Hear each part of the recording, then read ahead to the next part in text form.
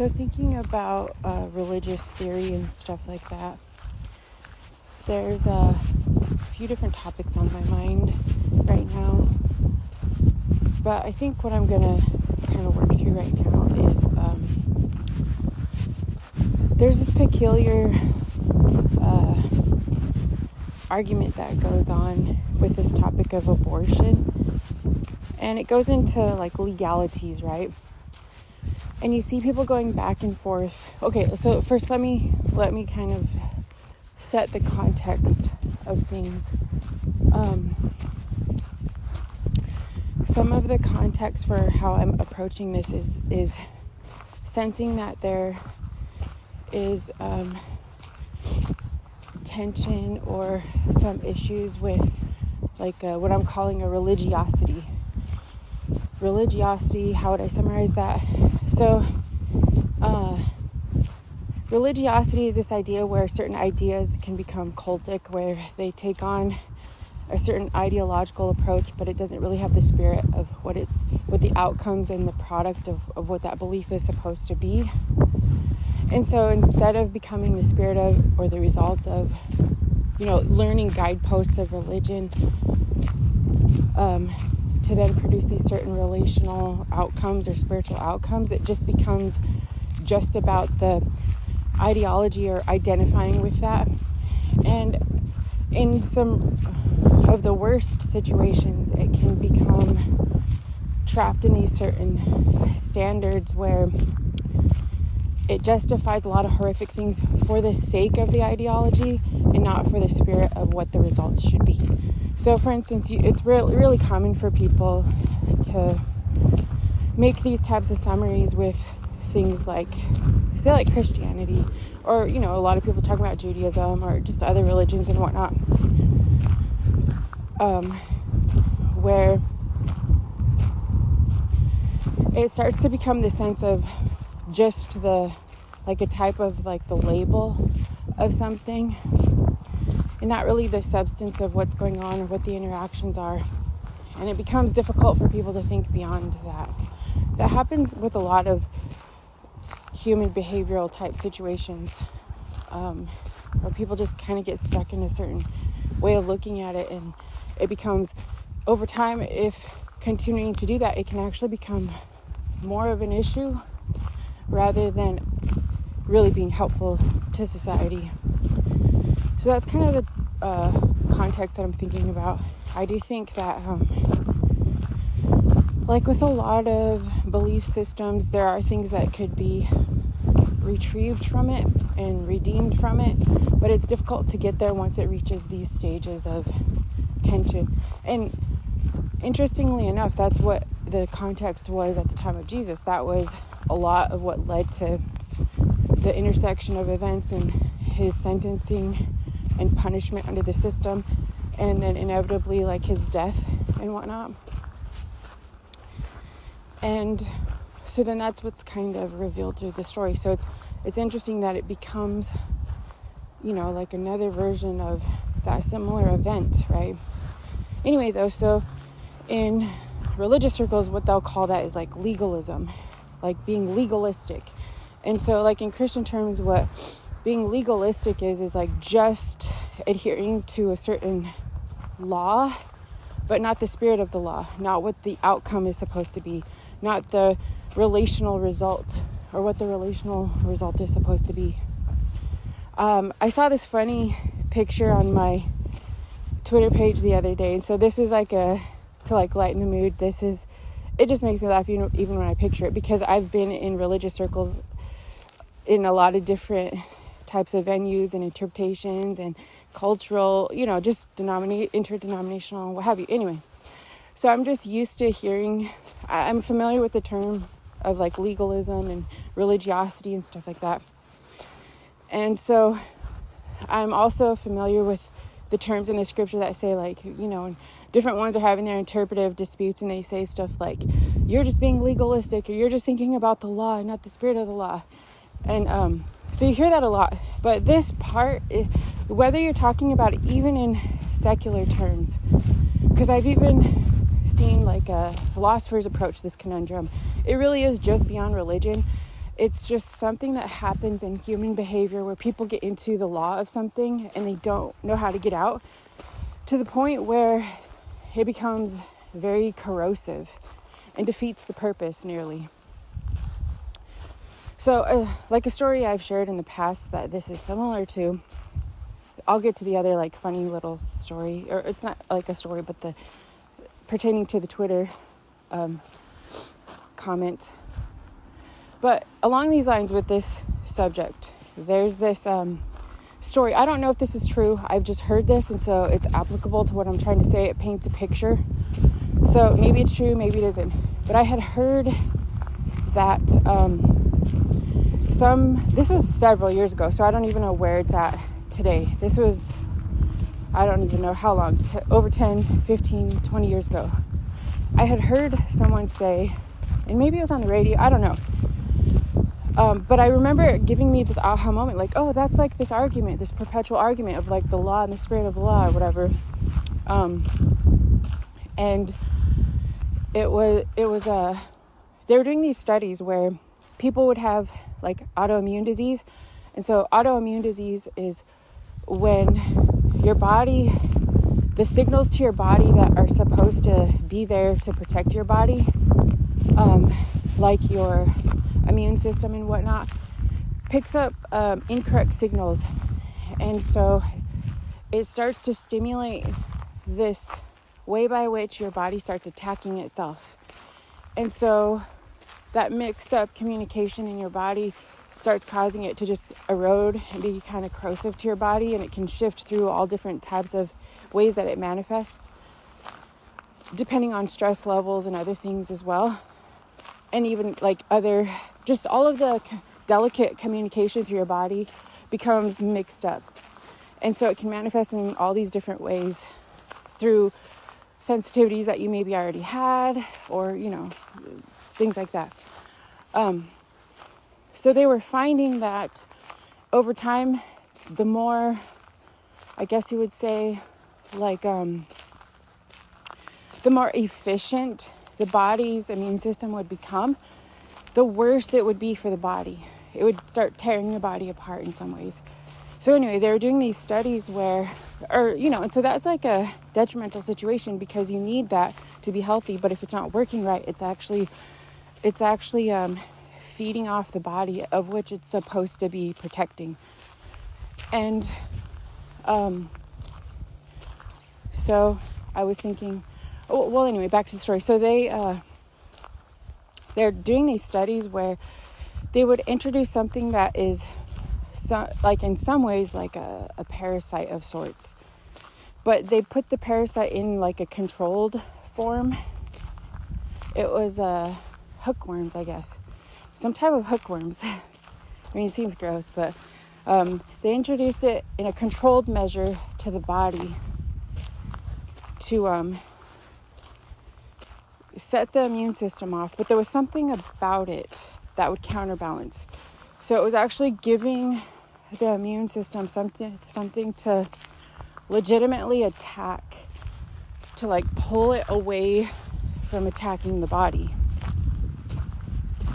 And they did, and at least in this study, they did find that it alleviated the attack on the body and started to like redirect the direction of the immune system.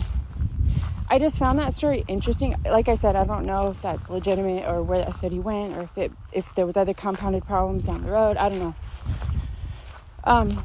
But I just at the time thought that was interesting because I was like, oh, that is kind of like this, because we've been struggling through this like religiosity type attempt for spiritual freedom within religiosity for a long time. It's been a long haul because we know that is a huge part of the battleground that we confront on the world stage and in the US and whatnot. And I really do attempt to be diplomatic and preserving the validity of people's arguments and accounting for it, but it's difficult to do when there's like attack mode set off all over the place against different factions and whatnot. Anyway, so I thought, oh, that is interesting. That's interesting to think about autoimmune disease, where it does remind me of like the portions where the body can take a certain stance that it just starts to erode its own self and erode its own purpose. And so religiosity and the law can become like that, or could be inflicted on people in such a way where it does that, where it just paints a picture to help people to understand, like how to transition that, how to like switch that up. And so I don't know, maybe the question would be like, well, what is like the hookworm, or what have you, like insert it, or like get introduced to the equation to like temper it a little, to shift it. And I don't know, you could maybe make like an application of like in scripture, Paul the Apostle does say like the introduction of the holy law into, once the dominant system became like corrupted, is giving it kind of something to attack, or to reveal the attack, to reveal the error. It's not so much on its own to like fulfill the whole remedy, but it helps to like reposition it. And so then you get kind of the story eventually where, to really have correction though, you have to actually shift back into the alignment of like the healthy mechanism of guidelines for life as pertaining to life, and the guidelines for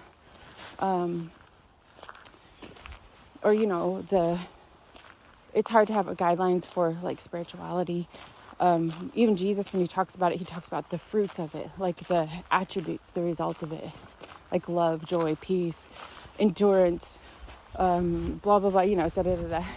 These transformative values, these relational values and whatnot, not just among your own preservation, because the law wouldn't really come into effect there. It's the othering, the mutuality, like breaking out of like a standard unto yourself and seeing it through the lens of somebody else. So Jesus practiced that too. Da da da da. Anyway, so I didn't want to get into that whole thing. The idea though was of this idea about the law and it becoming corrosive, to where it's supposed to be there to help, but then even the holy law, then like you see this even outside of religion, like I was saying.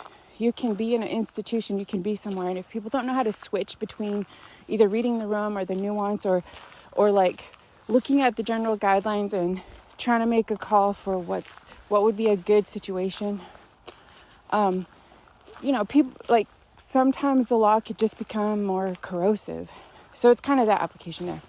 The funny thing about the tweet that I thought was kind of a funny version of this was there was this video that people were showing where, and it didn't even intend to apply to this. I think it just was like a funny video. It was like a compilation of different people standing at a crosswalk, and it had the sign, the visual sign of the person that, like gives you a visual to like walk across. And so it was showing them standing in that funny stance, like in that like walking like a stride with one of their arms up, and then they were just hopping across looking exactly like the picture, and it just looked funny. They were having fun, and it showed different ones doing that, and they were doing this joke where they're like, it was kind of like a silent film where there wasn't the words.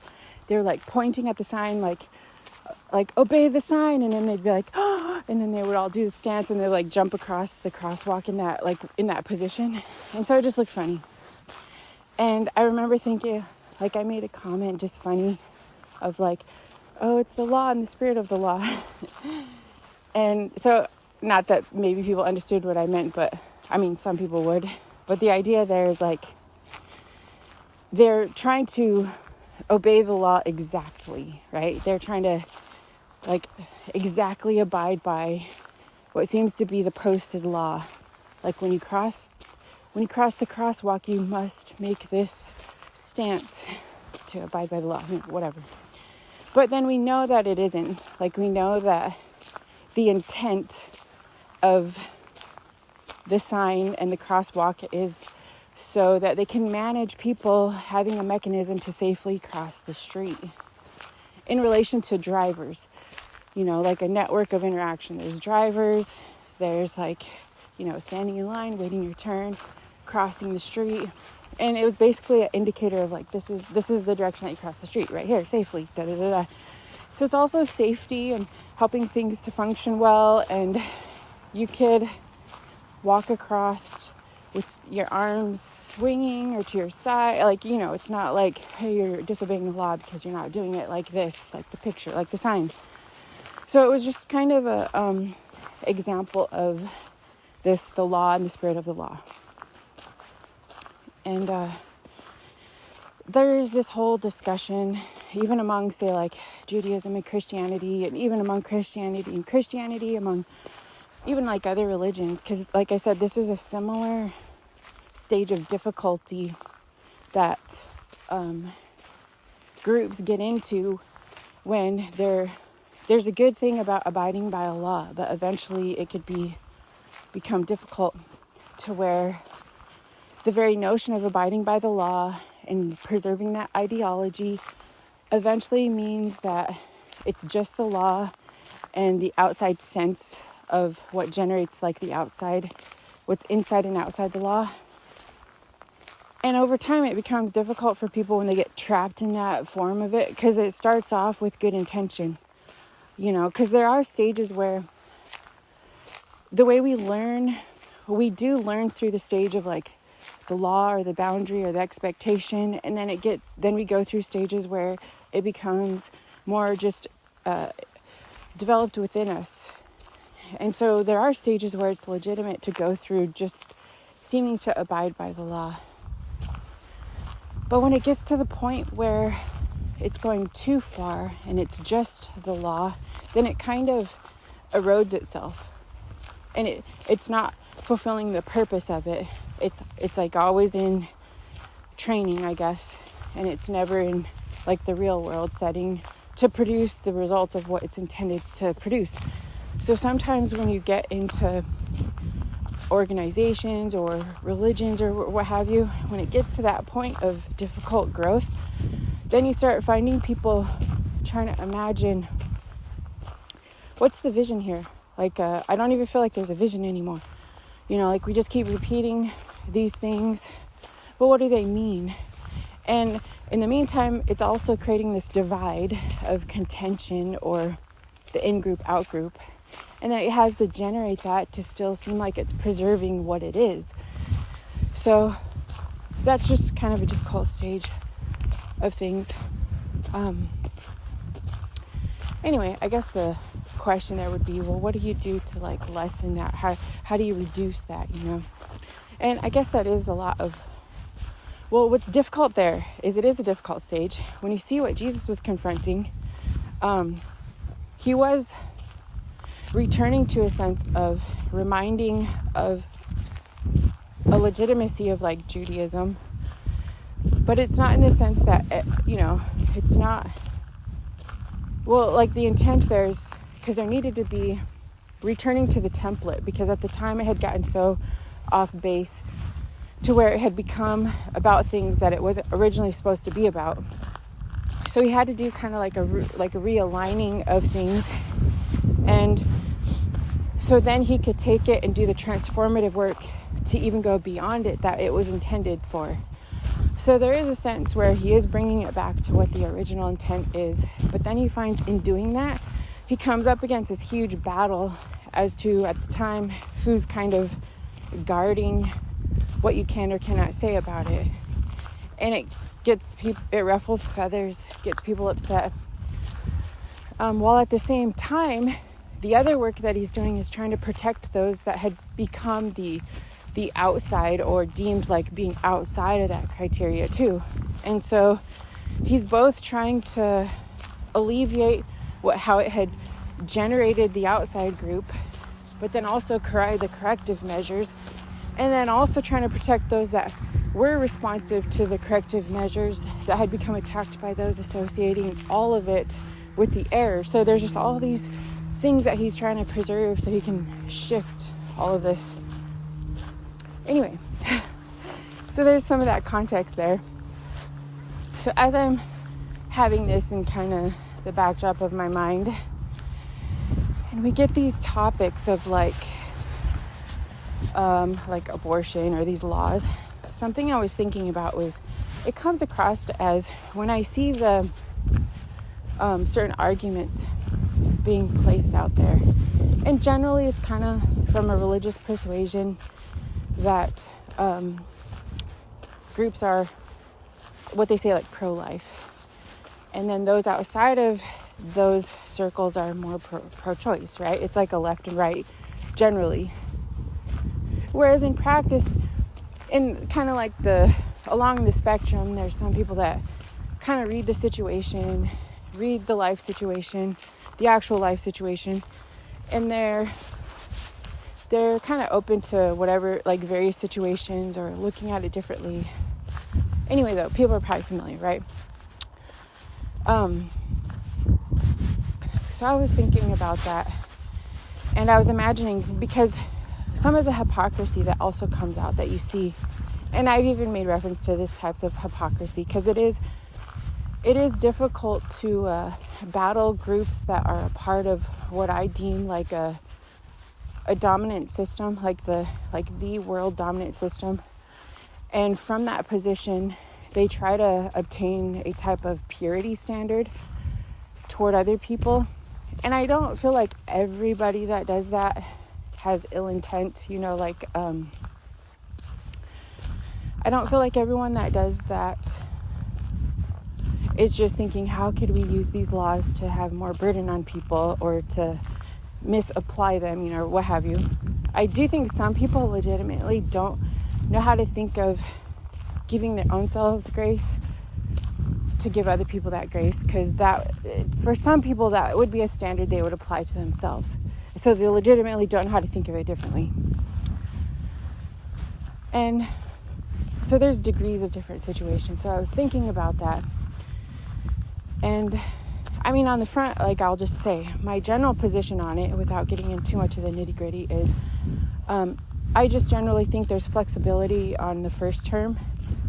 And then second and third term, I'm definitely not for like third term. I'm really not for second or third term. But I also feel like there are situations that can intimately be discussed and are situational, pertaining to the woman and her doctor and whatever that situation is. I'm not one of those that looks at certain like exact points of I don't know, I just don't get, I don't know, I haven't spent much time thinking about what they would call like stem cell research type conflicts and stuff like that. When it gets to some of those points, I don't really get too much into like the nitty gritty of it. And obviously, like, people are going to have their disagreements on that. They think it's not an area that you compromise on whatsoever. But generally, when they get to that place, so here's what, we're familiar with. Like, the opposition will say, well, there's hypocrisy there because, like, if some of these people, and this isn't among the whole stance, but some groups that are part of negotiating these worldviews connected to the dominant world system, they'll say stuff like, well, it would be different. It would be a different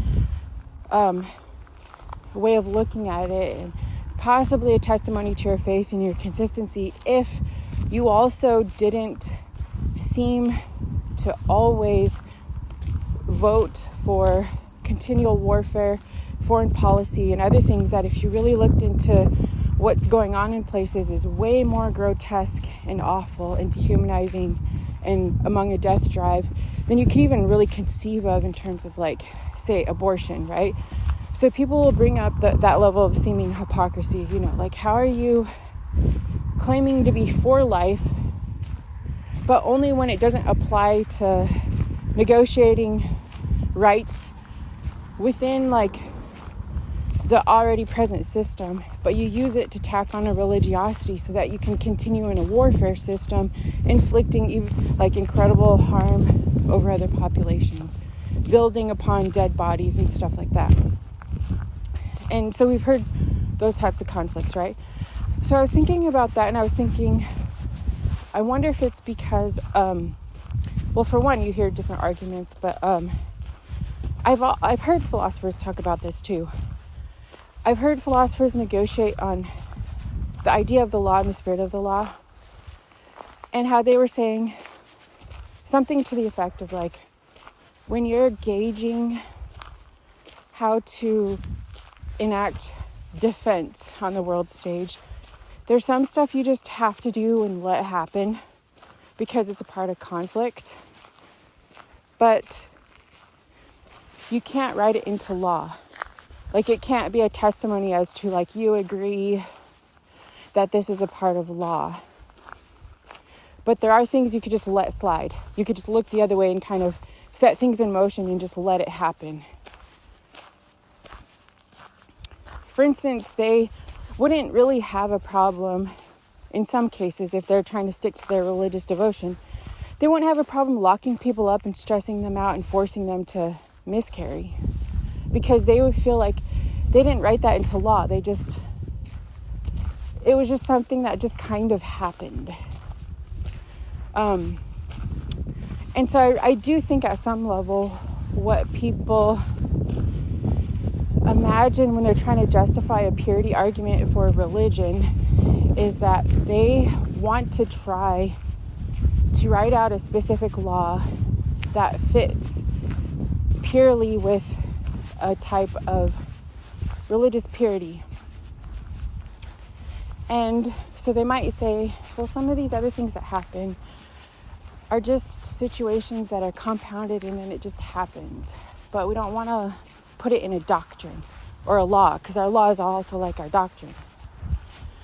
So then I was thinking about that, like, okay, I could kind of see some of that. But I guess for me, I still think there are some areas like the first term and, stuff like that. Or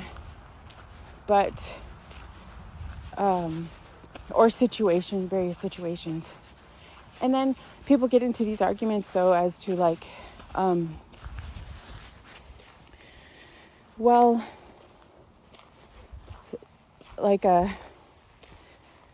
people just create these conditions for themselves, da-da-da-da-da. And ultimately, really, when they're kind of doing that, though, they still are situated from like a place of systemic dominance where they're creating those difficult conditions on people. And then they want to say that they're not. So we're probably all familiar with those types of arguments too. But I also wanted to bring up this other topic pertaining to this. And here's the thing. I'm not saying that some people don't get so riled up by these tensions that they flippantly just don't care anymore. And they joke around about killing babies and this and that and whatever. Like I get it. Like politics gets riled up and they just start saying really extreme things. And then it goes back to trying to justify who's killing more people, this or that. And it just gets horrific. But generally speaking, there are like reasonable things to like try to negotiate. And horrific things that you wonder how people are justifying in terms of their seeking for warfare dominance and stuff like that. But something I wanted to bring up, and I've brought this up a couple times over several years, and I remember reading about some of it in I forget who it was. Like, I've read so many different books on like religion and different contributors. But anyway, he was kind of bringing up this topic because people have been arguing about this in the U.S. for a long time. And he was saying how during Jesus's time, as they were under the occupying force of Rome, which was like the world power at that time, Jesus, there were people that would say in that type of setting, there were certain societal tensions and conflicts and difficulties. I mean, that's what Jesus grew up in and whatnot. They were basically, there were different degrees of occupying forces from different ones. But this is what I had heard. I didn't check the notes, but this is what I've heard from different sources, is that during that time, it was somewhat knowledgeable. I don't know if I'd say common, but knowledgeable, that struggling families would practice what they would call like infanticide. And I guess it was where, and I'm not trying to say this is an option or that this isn't horrific. We'll get there. We'll get to the point. But they would practice infanticide where they would leave the newborns out in the conditions basically to die or other issues because families couldn't take care of them or something to that effect. And so it was known that at times there were various practices like this. And so people were bringing up that it was interesting that Jesus didn't, even though there were numerous things in society that needed to be repaired and remedied and lessened and networked to work together to alleviate just horrific conditions, Jesus didn't come in with like a moral standard just for everything all at once. I mean, that was part of the intention. That was part of hoping to get there, to incorporate alleviating societal burden and whatnot. But if that was just the issue, he would have seemingly brought that out as like one of the main things.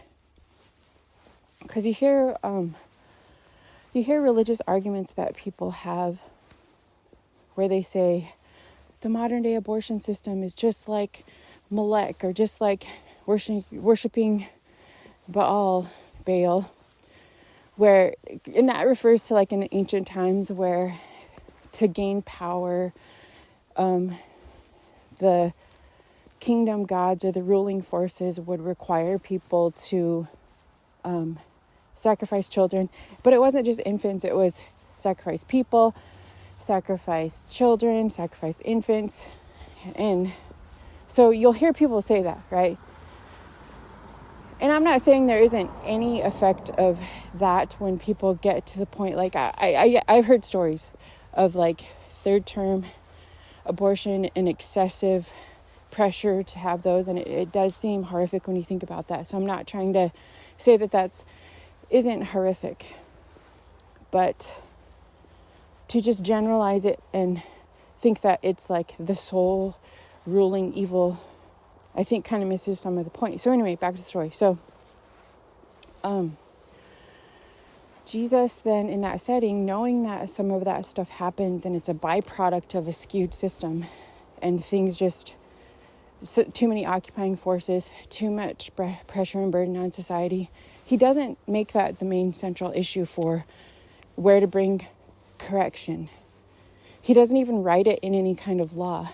He doesn't approach remedy in that kind of way.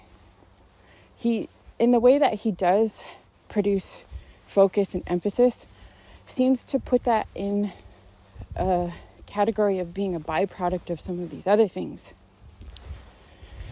And so then the question is, well, what does he focus on if he doesn't focus on that as being the like originating and generating the issue on its own? He goes into the center of the occupying forces, the center of the skewed way by which the religion had become skewed to where it was basically facilitating, perpetuating the occupying forces, the powers, the rulers, and what have you. And he goes right into that to correct that area of perpetuating power. That was what was being portrayed as the seat of power, world power and dominion. And so what he seemed to be focusing on was these improper approaches to this like secular and religious power unto this dominating system needed to be alleviated.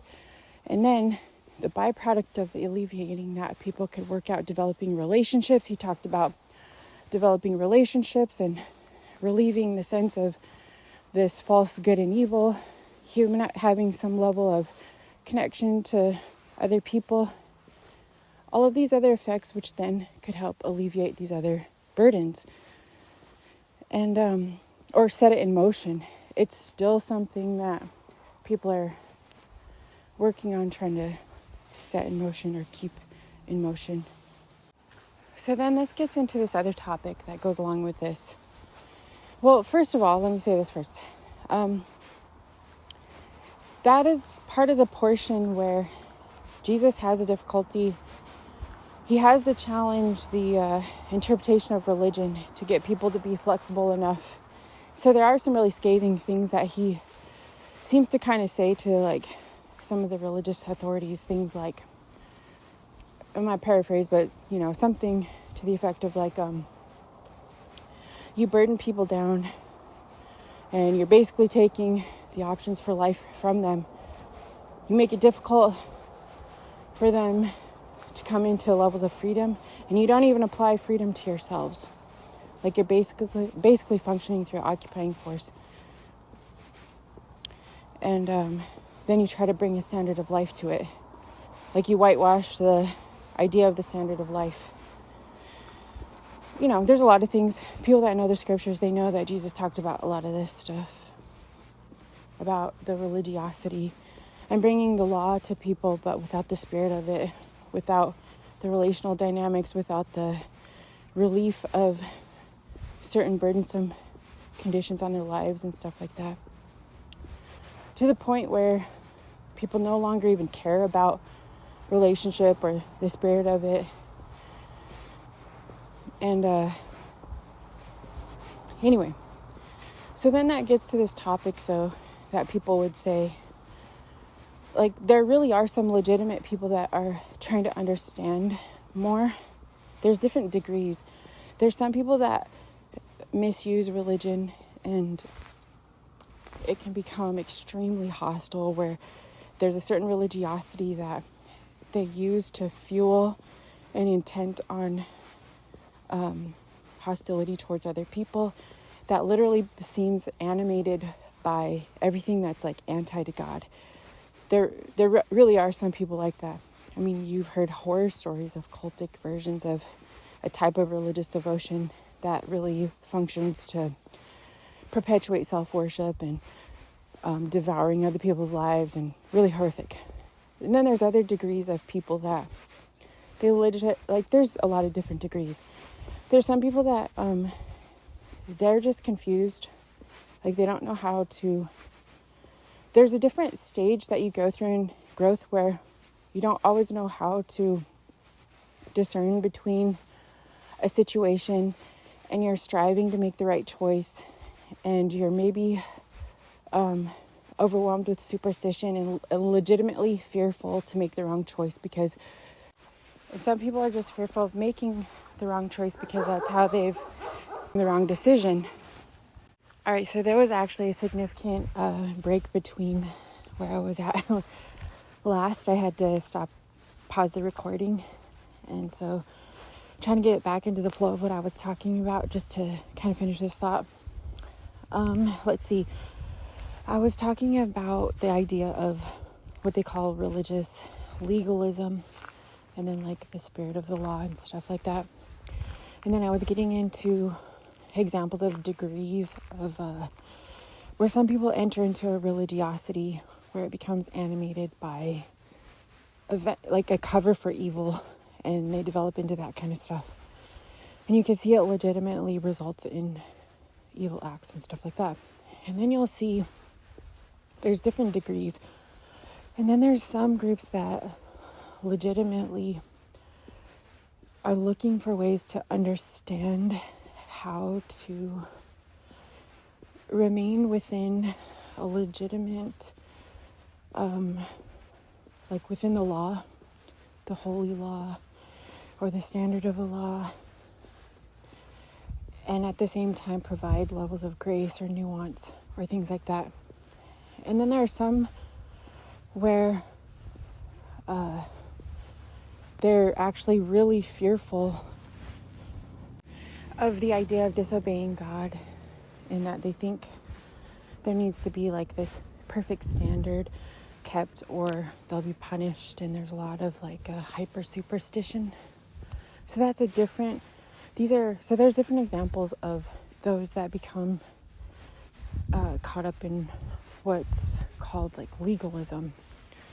People then have a difficulty knowing what it is to have proper levels of grace or compromise, but still being within the spirit of the law. And so that becomes actually a major aspect of interpreting religion. So along these lines, there's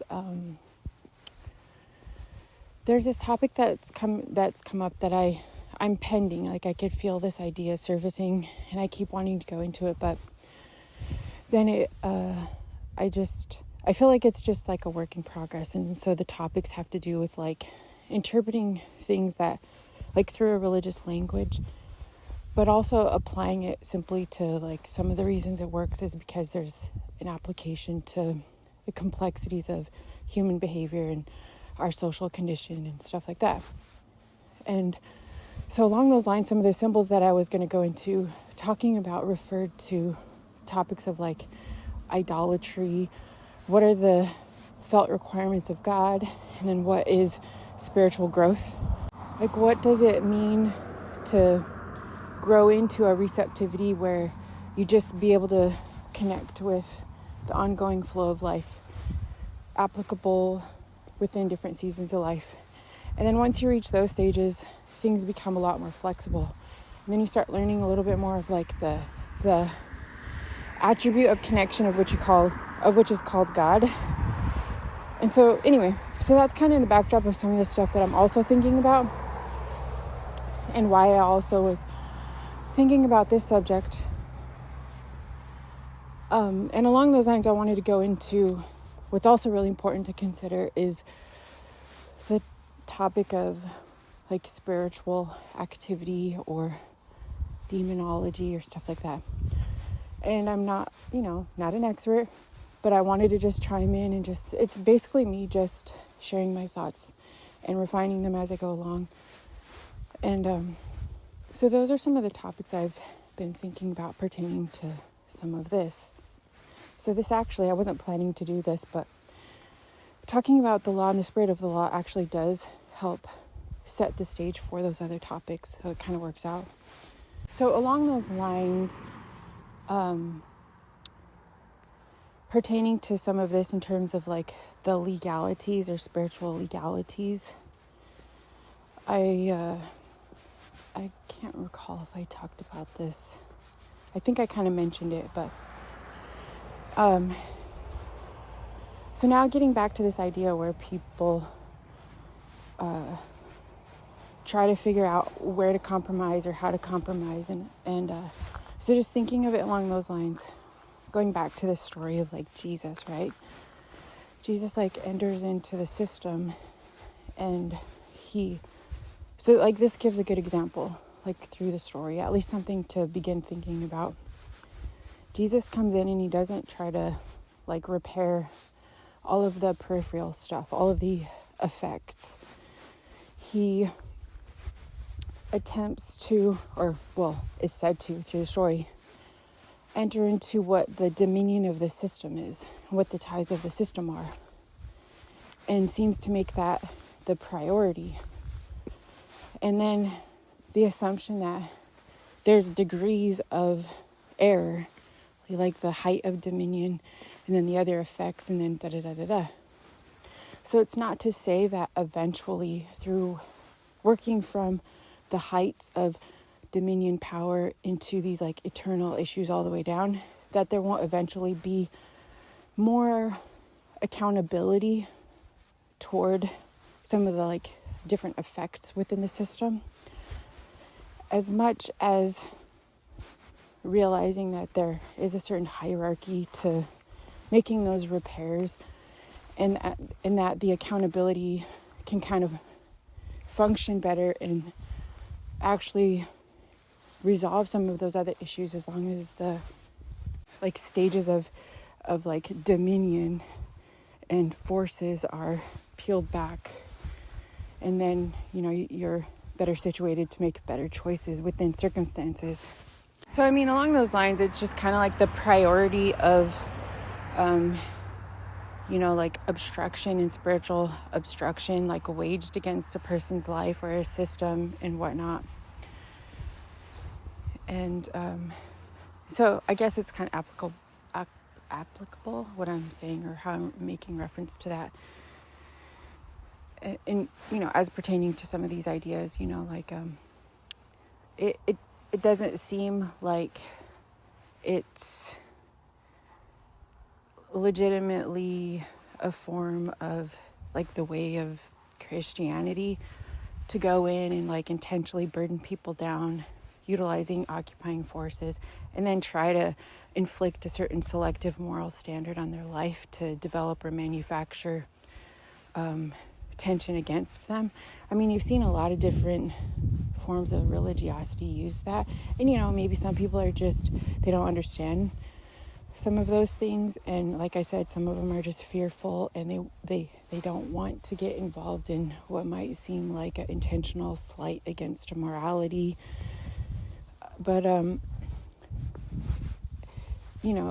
that's why it seems like some of what in scripture it talks about is saying something to the effect like some of the forms of change don't always come from those within the system, even if there's some good intent there, and even if some of them are not necessarily the driving force of the dominant system's approach and whatnot. Maybe they're simply just attempting to the best of what they know, or maybe a lack thereof, to abide within a certain social moral code. It could be that. But it also suggests that during the stage where a system kind of grows into its power and then becomes like there's too much a divide and a level of like obstruction to God, which the symptoms of that tend to be like a occupying force, a form of dominion at odds with God, then it kind of starts to establish a breakdown of that. And so you see that movements start to happen from those that are usually the marginalized or occupied, because they tend to have to, by necessity, learn into the nuances or degrees of life and death. And so then have to recognize what it means to be a part of like increasing life. And so it's kind of from some of those situations where people then begin to like develop theories of nuance as pertaining to revelations or further revelations of God and whatnot. I mean, not all the time. I mean, there are people that are, among the system that are like receptive to that. And, and that's where it becomes useful to have like a text to negotiate by. So that's why I try to use the text to negotiate by and trade ideas with various ones.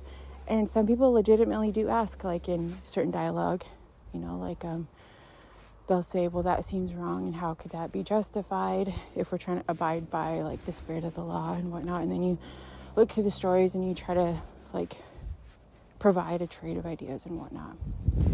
But anyway, so that's kind of the idea of some of the societal effects that start to develop revelations or understanding or articulating forms of compromise as pertaining to like the growth of people groups and the network of humanity and stuff like that. But getting back to, so like trying to wrap this up, getting back to that point about why it seems like some people legitimately, to some degree, are hesitant to write into law, like the actual code, like documenting that it's forever correct, certain types of probably like abortion and stuff like that. And also why some people in their lives, still pertaining to the growth in life, can have some nuance in that, whether, in how they approach some of the topics and degrees of improving people's lives and whatnot, et cetera, et cetera, et cetera. But it is kind of a peculiar thing, though, like how people can try to keep a pure code of conduct but then not really practice it, like behind the scenes. They'll gauge their own degrees of what they'll allow or not allow, and maybe not write it into the code, but they'll allow it. And so it's when these complexities start developing and surfacing, and it kind of really counterbalances in terms of the perception of life and preservation of things like that, when it really starts to become, like looking at, probably hierarchy and degrees of harm and stuff like that. But then you'll see people starting in on like moralizing their argument and switching it around to seem to fit like the technicalities of a moral code. Anyway, for now, I think I'm going to think about this a little bit more.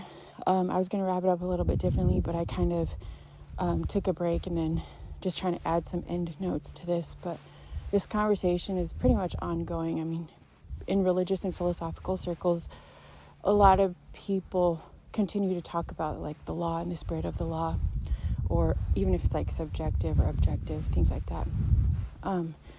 You have world philosophers talking about morality and where it comes from, and religious groups as well. But anyway, I was just kind of giving an introduction to some of it. Think about it a little bit more, but I'm going to leave it at that for now.